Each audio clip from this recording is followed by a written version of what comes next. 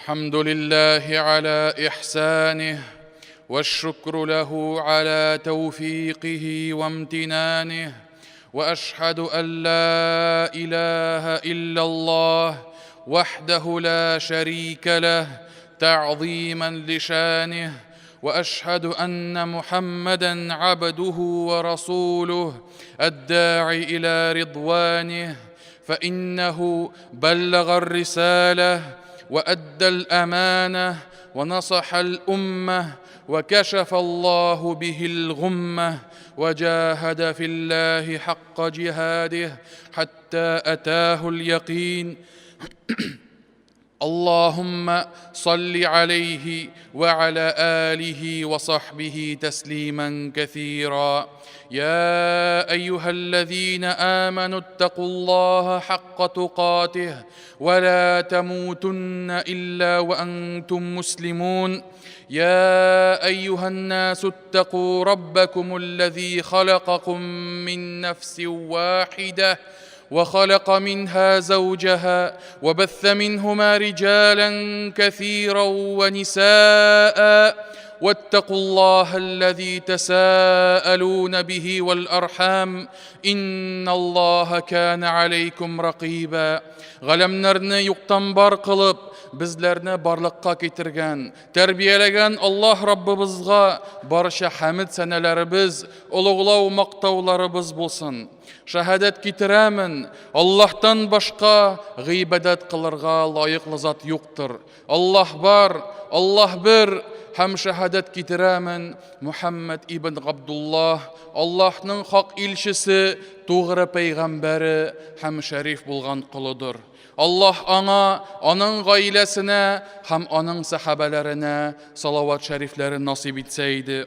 Allah Rabbimiz izgi kitabında ayta, ey iman ketirgen bendeler, Allah'tan hakiki korku bilen korkağız. Takvalı bulağız, hem baratik Müslüman bulup kına uleğiz dedi. İkinci bir ayette aytira, ey kişiler, sizlerini halık etken, yaratkan Rabbinizden korkağız. Ул sizni bir kişiden yarattı. Ondan ipteşi hatının barlıkka getirdi. Hem alar ikisinden dünyaga küp irler hem hatınlar şeşti. Belki bir-birinizden Allah hakkı için soruysuz. Şul Allah'ın aşığından, hem şula yok tuğanlık jiplerin özüden saklanığız, korkığız. Dürüstlükte Allah sizni gözetip duruşudur. Amma ba'd, muhterem cemaat, Allah Teala kişilerge yüklegen en zor farzlarının birisi, ol eti-eninin balalarına көркем terbiye biru bulup tura. İmanı, dini, hak yolda buluğu, günahlardan, buzuklaklardan arınıp imin buluğu bulup tura. Hem Allah'ın bizge birgen bir vasiyeti bulup sanala. Allah Rabbimiz Kur'an'da ayta, Yusikumullahu fi evladikum. Allah sizge balalarınızı vasiyet itedirdi. Yani alarga qarata gadil bularga, alarga qarata көркем terbiye birirge, imanlı kiliş üstirirge. Hem şulay etip bu cemaat Allah'ın vasiyeti bulup sanala. Muyinlarımızda bulgan zor cavaplılık, zor emanet bulup tura. Hem şul emanet için hemme bizde Allah karşında cevap tutacakbız. Allah Rabbimiz gadil, onun hikmeti king. Hem eti-enige nişik etip bala itaatli bulurga, ata-ana hakkın üterge tiyiş bulsa, şula yok Allah'ı Teala ata-ananın üzerine de yükledi. Hem alar da balalarına qarata indi mahsus vazifaları var. Hem balaların көркем revişte terbiyelerge, sağlığın saklarga, selametligin üstirirge, hem güzel terbiye birirge, bular hemmesi de Allah-u Teala'nın bir emanetidir. Hem biz bunu hemmemiz de üterge tiyiş bulup durabız.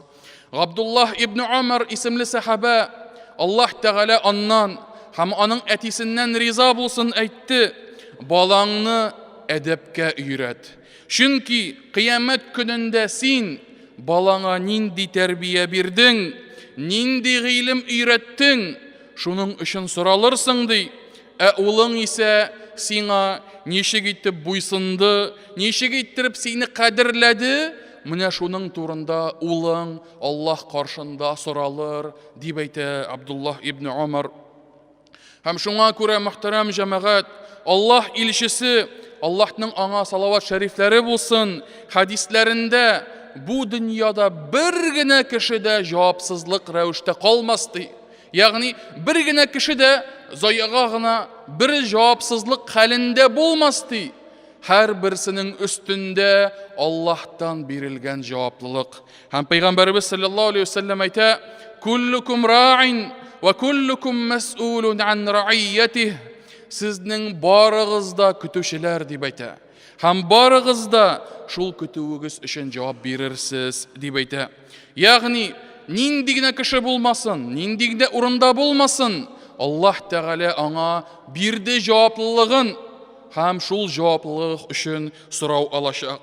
Һәм шуңа күрә, мөхтәрәм җәмәгать, әти-әнинең җаваплылыгы ул баласына иман нурын сеңдерү, гөнаһлардан саклануны өйрәтү, хак юлны табып, Аллаһның барлыгын, Аллаһның берлеген өйрәтү һәм шулай ук аңа гыйбадәт кылу җаваплылыгы булып санала.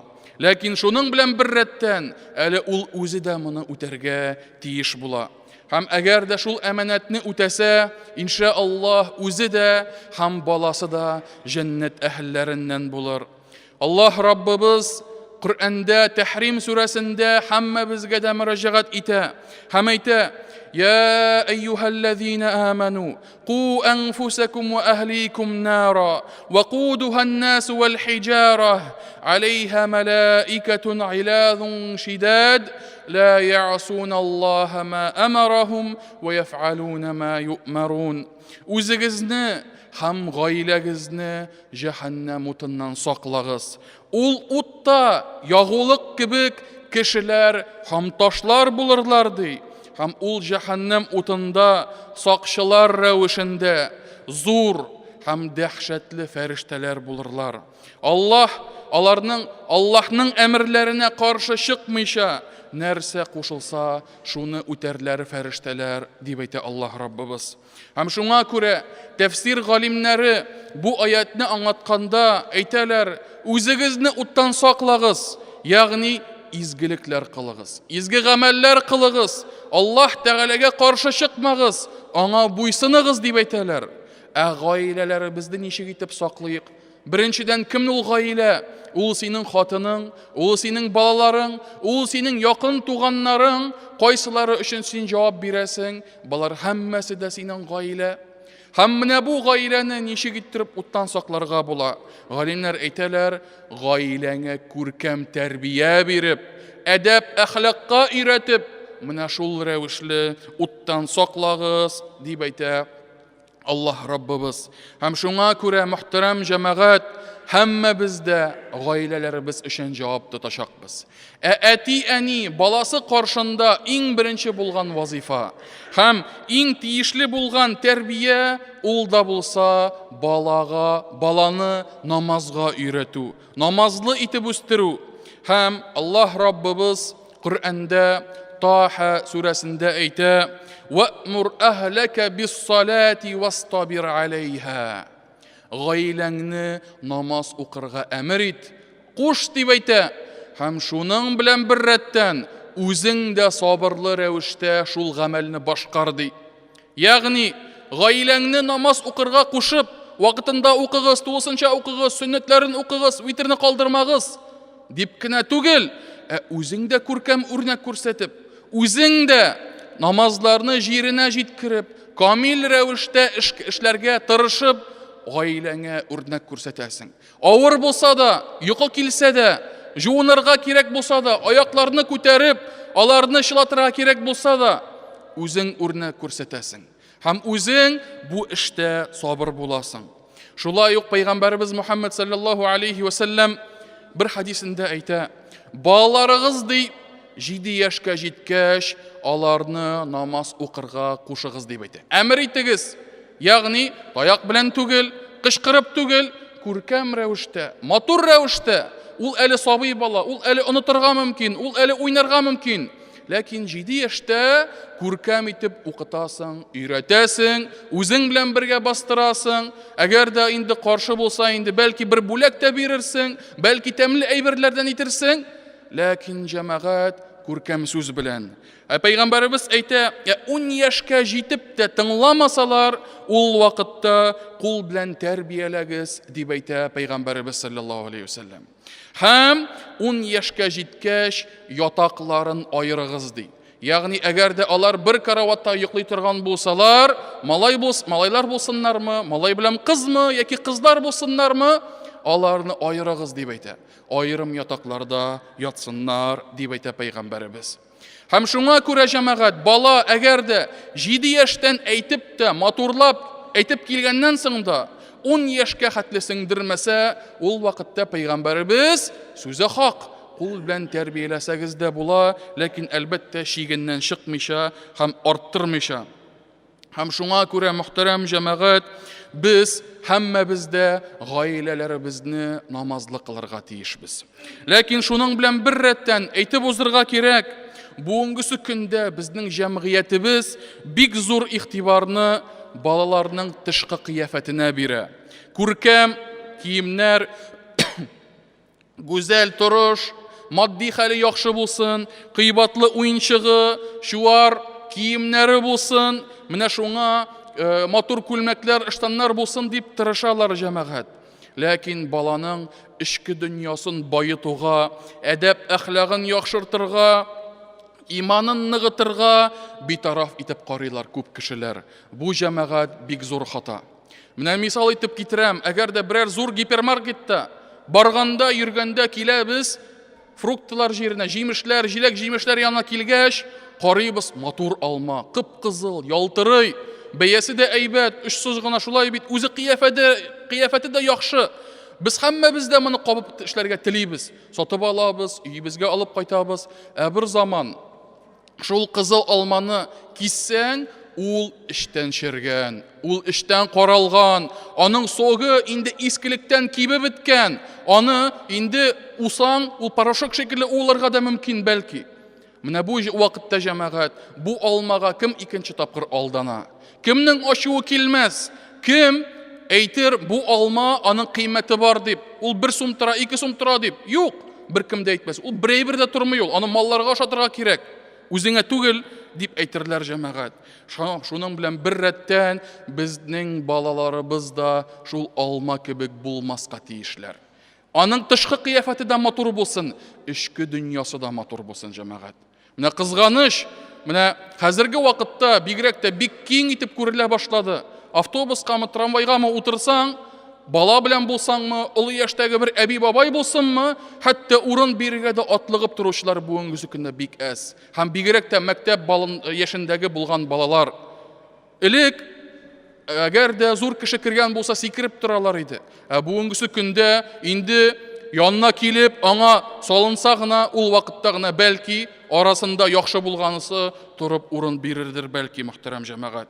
Һәм шуңа күрә галимнәр бу турыда бик күп сүзләр әйтәләр иде. Һәм шуларның берсе Тухфатул Мавдуд фи Ахкамил Мавлуд китабында әйтә, дөньяда нишәмә кеше бар, үзенең җиңелчә каравы сәбәпле, тәрбия бирмәү сәбәпле, гөнаһларга шундыру сәбәпле балалары ул кешеләрнең дөньяда да һәм ахирәттә дә бәхетсез булдылар ди. Андый кешеләр балаларын яхшы итеп үстердем дип уйлыйлар, ләкин алар чынлыкта балаларын кимсеттеләр генә.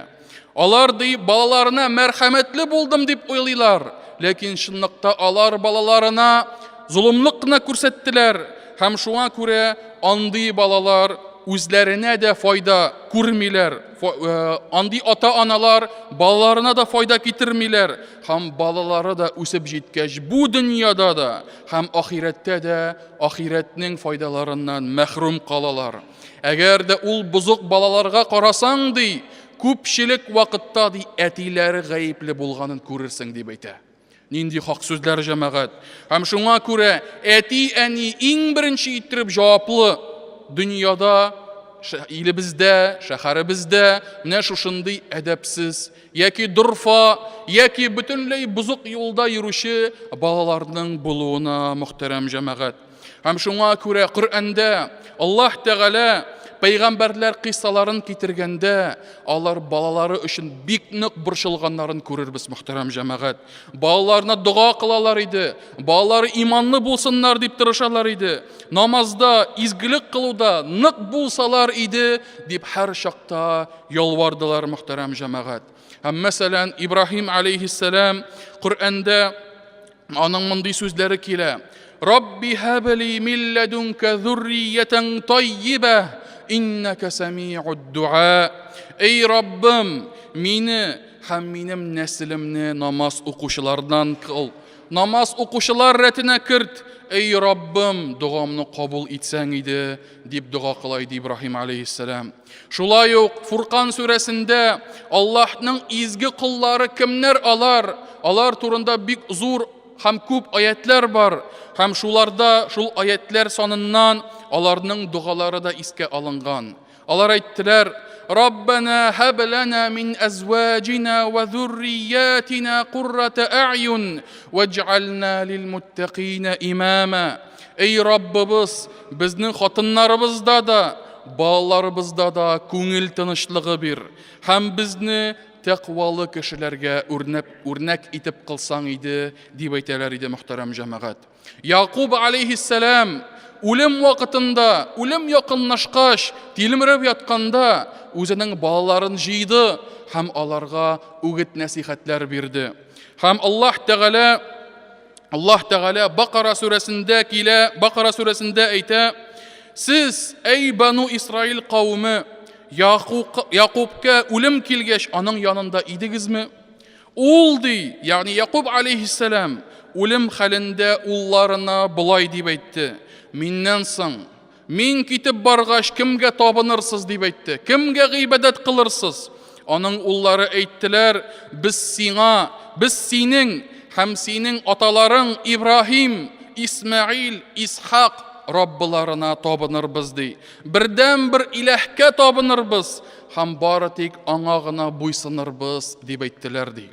Һәм шуңа күрә, мөхтәрәм җәмәгать, Якуб алейһиссалам хәтта шундый авыр вакытта да, бу тормышта иң авыр газапларының берсе үлем газабында да балаларының нинди иман белән калулары турында борчыла. Аларга үгет нәсихәтләр бирә, аларны Аллаһы Тәгалә белән вәгазли, мөхтәрәм җәмәгать.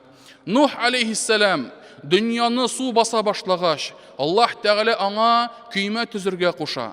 Һәм көймәдә бары тик иман ияләре генә кутылыр дип әйтелә. Һәм шул вакытта Нух алейһиссалам аның бер улы имансыз булып калды, тыңламады. Таулар башына менеп качырмын, кутылырмын дип уйлады. Ләкин Нух алейһиссалам хәтта шул вакытта да көймәсенә утыргач та кат-кат улын чакырды. Һәм Худ сүрәсендә Нух алейһиссалам әйтте: Я бунайяр кам ма'ана ва ла такум ма'ал кафирин. Эй улым, безнең белән көймәгә утыр һәм имансыз кафирләрдән булма дип әйтте. Ләкин аның кыссаның ахырын без һәммәбез дә беләбез. Аның улы шул рәвешле калды һәм чөнки һидаят Аллаһ Тәгалә кулында. Аллаһ кемне тели, шуны туры юлга күндерә һәм Нух пәйгамбәрнең шушы улы имансыз рәвештә үлде. Һәм инде Нух алейһиссалам бик тырышты, ләкин Аллаһ Тәгалә икенче итеп тәкъдир кылды. Һәм менә шуңа күрә, мөхтәрәм җәмәгать, менә бу пәйгамбәрләр һәммәбезгә дә үрнәк булган кешеләр. Аллаһ Раббыбыз һәрберебезгә дә алар юлын сайлап алырга куша. Аллаһ Тәгалә әйтте: Улаикаллазина хадаллаһ фабихудаху муqtadih. Алар ди, кемнәрне Аллаһ Тәгалә туры юл белән алып барды дип әйтә. Һәм шуңа күрә син дә аларның туры юллары белән бар дип әйтә. Һәм шуңа күрә, мөхтәрәм җәмәгать, һәммәбез дә пәйгамбәрләр юлыннан барсак иде. Шуның белән бер рәттән, газиз дин кардәшләрем, әйтеп үтәргә кирәк, күркәм рәвештә тәрбияләнгән, иманлы, тәвфиклы бала үзе яхшылыгы үзе өчен генә түгел, аның яхшылыгы, аның изгелеге ата-анасына да күчә.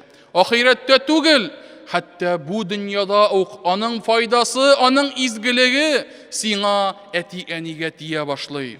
Һәм менә бүгенге көндә мөхтәрәм җәмәгать, заманалар, төрле заманалар була. Һәм күп кенә кеше пенсияләре өчен кайгыра. Ничек пенсия чыгар микән, начисление ничек ясарлар микән, 1, 2, 3 меңгә арттырырлар микән дип бик күп кеше борчыла җәмәгать. Ләкин чынлыкта сезнең хакыйкый пенсиягыз ул сезнең изге балаларыгыз. Ул сезнең иманлы җан кисәгегез. Ул сезнең тәрбияле, әдәпле күз карасы, улларыгыз һәм кызларыгыз булып тора. Һәм гарәп илләрендә әти-әнине картлык көнендә тәрбияләргә дип балалары шират торалар. Карт, йөри алмаган әтиләрне кул өстендә йөртәләр.